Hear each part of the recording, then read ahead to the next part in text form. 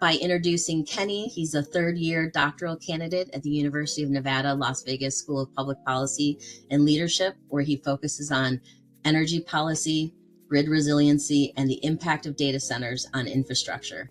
He also serves on the executive boards of 100 Black Men of Las Vegas and Global Paint for Charity, promoting mentorship, sustainability, and youth development. Kenny, why don't I go ahead and I'll pass it off to you, and I will introduce the other speakers when it comes time for their sections. Thank you so much. How are y'all doing today? Well, good morning, everyone, or afternoon, depending on what part of the country you're in. I'm in beautiful Las Vegas, and thank you for joining this webinar on a critical topic at the intersection of technology and energy. Today, we'll be talking about aligning data center growth with sustainability. Again, my name is Kenneth Cottrell. I'm a third-year doctoral candidate at the University of Nevada, Las Vegas, in the School of Public Policy and Leadership. Today, we'll be exploring how energy efficient in data centers is more about than just keeping the lights on, but also about leveraging precision monitoring, intelligent control, and a firm commitment to sustainability to manage the explosive growth of the sector's responsibility. Next slide.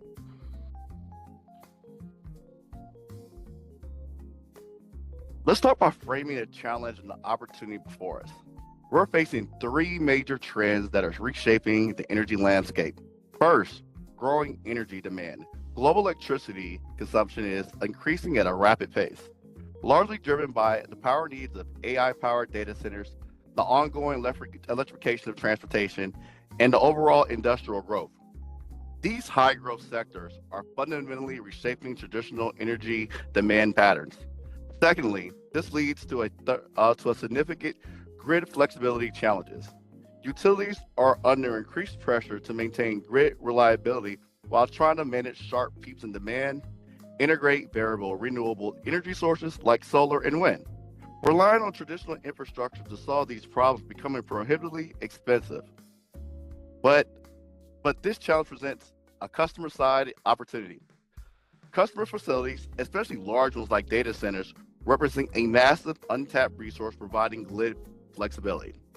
When we properly integrate these resources onto utility planning, they can deliver significant cost and reliability benefits for everyone. For example, a single 50 megawatt data center that implements automated demand response can shift enough a load during peak hours to be the equivalent of taking on 1,000 homes off the grid during a critical event. Next slide.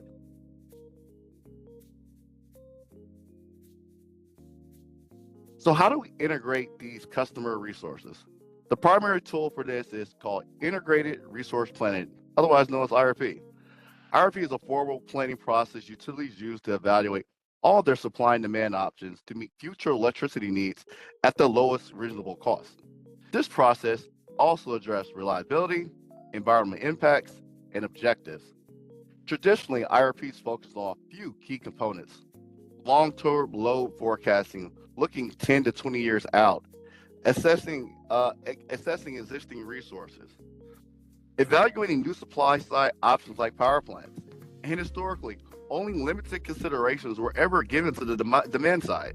However, the IRP process has evolved significantly over the decades. In the 1980s and 90s, the focus was almost entirely on large centralized power plants like coal, nuclear, gas. By the 2000s, we saw a growing inclusion of renewable and energy efficient, and the first early stage demand response program began to emerge. Now, to the present day, we use hybrid approach where distributed energy resources, battery storage, and automated demand response are core components of planning with much greater emphasis on flexibility. Next slide.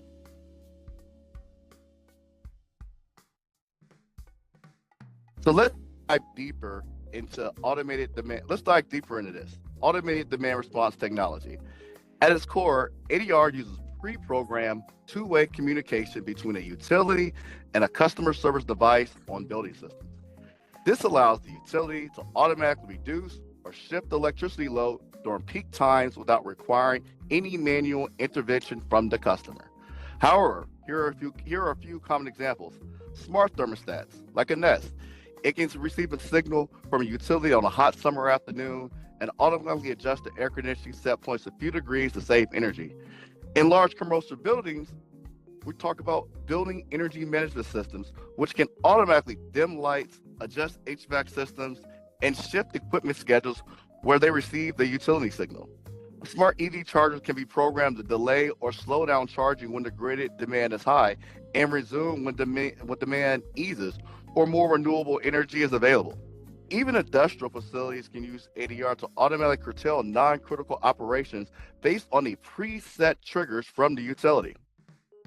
Next slide.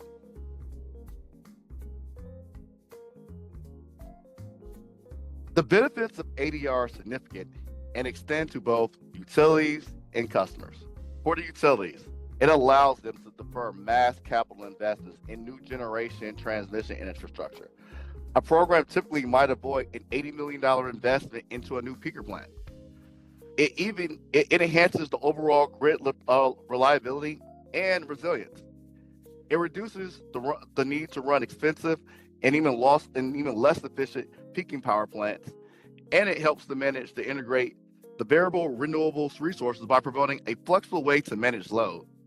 And most importantly, a comprehensive ADR program in a mid-sized utility could achieve a peak load reduction of almost 100 megawatts.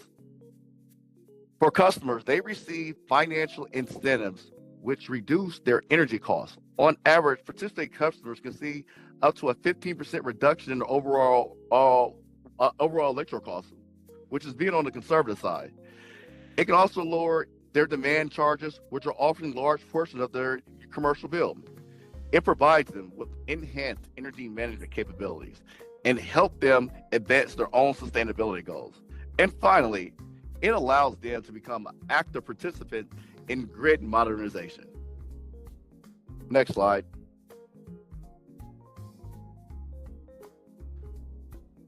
So let's talk about integrating the ADR into the IRP models.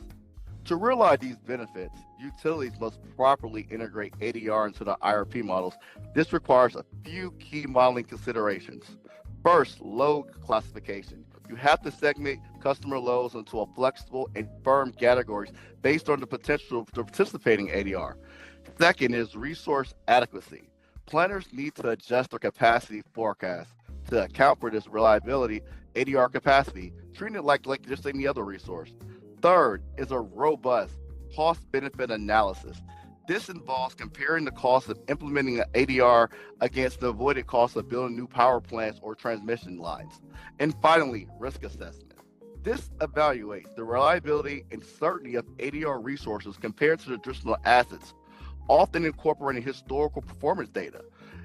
As the quote on the side says, adding 50 megawatts of reliability ADR capacity can reduce or eliminate the need for a new 100 megawatt peaker plant, saving ratepayers millions while improving the overall system efficiency.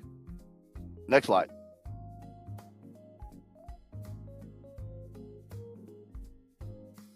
This isn't just theoretical. ADR is successfully implemented across the country. In California, grid operator Casio runs a proxy demand response market, which allows aggregate ADRs to bid directly on the energy markets, helping manage urban congestion and integrate new renewables. In Texas, ERCOT's emergency response system uses ADR to ensure grid reliability during extreme weather. This was deployed successfully during a winter storm in Europe to help with the mitigate outages. In New York, NISO uses the Special Case Resource Program to integrate ADR into capacity markets, specifically to address transmission constraints due to dense urban areas. And the PGM in the Mid-Atlantic region has one of the most developed markets, incorporating demand response into capacity reserves and regulation markets with the help of advancing metering infrastructure. Next slide.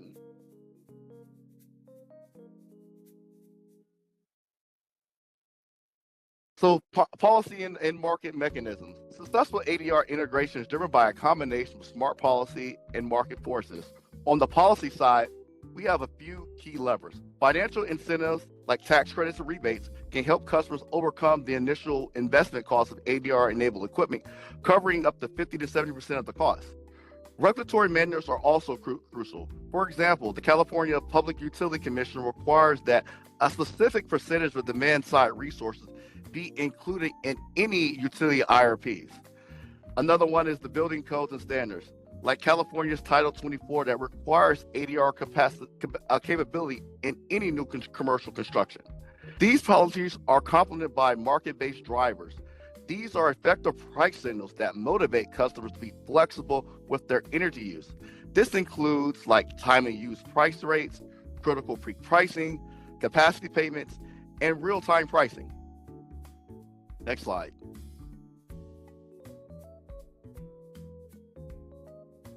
So let's talk about how we're going to implement this on our roadmap. For any utility and organization looking to get started, here is a clear 5-step implementation roadmap. First, we'll start with the opportunity assessment. Start by analyzing your system's needs and identifying which customer segments have the highest potential for flexible loads. Second will be stakeholder engagement. Bring everyone to the table early: customers, technology vendors, regulators, and internal utility teams. Next will be the program design. Develop specific rules, incentive structures, and technology requirements for your program, including how you will measure and verify performance. Compliance is everything. Technology implementation. Deploy the necessary communication and control systems and test them thoroughly to ensure reliability. And lastly, and most importantly, the continuous evaluation, which constantly monitors performance. It refines your forecasting models and adapts program based on the real world results, feeding those back into lessons for your next planning cycle. Next slide. So here are my key takeaways. To wrap up my portion of this presentation, I want you to leave you with 3 key takeaways, especially as they relate to data centers. First, ADR is a critical resource. Customer-sided resources are essential to modern grid planning. Their inherent flexibility provides a unique benefit to the traditional power plants cannot match. Secondly, integration is both technical and cultural. Success requires not only advanced modeling, but also a change of organizational culture that promotes collaboration between the planning, operating, and the customer-facing teams. And thirdly, start small, scale fast. Begin with a pilot program to gather data and improve the concept. Use the data to refine your models and then expand the program.